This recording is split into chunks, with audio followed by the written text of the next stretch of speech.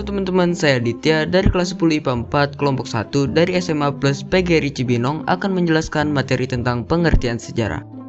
Secara etimolog, kata sejarah mempunyai arti yang berbeda-beda.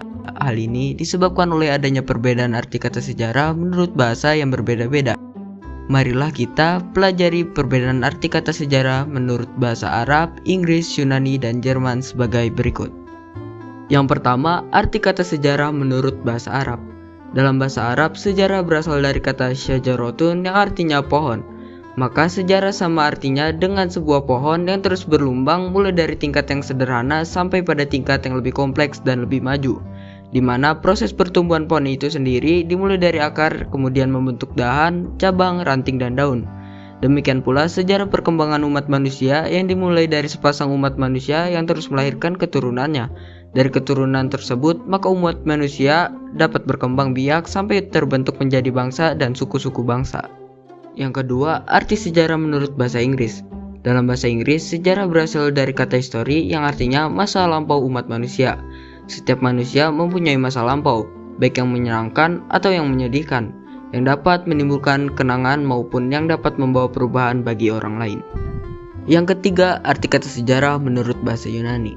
Dalam bahasa Yunani, sejarah berasal dari kata historia yang artinya apa yang diketahui, sehingga berhubungan dengan pengetahuan. Sejarah berhubungan dengan perkembangan pengetahuan umat manusia, mulai dari yang sifatnya sederhana sampai yang paling kompleks.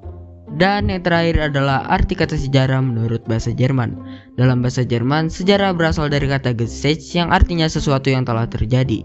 Kata sejarah baik yang berasal dari bahasa Jerman Geschichte maupun bahasa Inggris history, kedua memiliki kesamaan arti. Yang dimaksud dengan sesuatu yang telah terjadi adalah masa lampau umat manusia, karena masa lampau umat manusia berhubungan dengan kejadian atau peristiwa yang pernah dialaminya. Pengertian sejarah menurut para ahli. Yang pertama, pengertian sejarah menurut Bapak Sejarah Herodotus. Nah, bagi kalian yang bermain game Assassin's Creed, kalian tidak asing lagi dengan nama Herodotus, karena Herodotus merupakan salah satu karakter yang berada di game Assassin's Creed Odyssey. Nah, rupanya Herodotus ada di dunia nyata. Menurut Herodotus, sejarah ialah satu kajian untuk menceritakan suatu perputaran jatuh bangunnya seseorang tokoh, masyarakat, dan peradaban. Yang kedua adalah pengertian sejarah menurut Aristotle.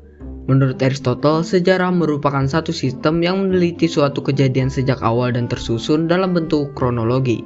Pada masa yang sama, menurut beliau juga, sejarah adalah peristiwa-peristiwa masa lalu yang mempunyai catatan, rekod-rekod, atau bukti-bukti yang konkret.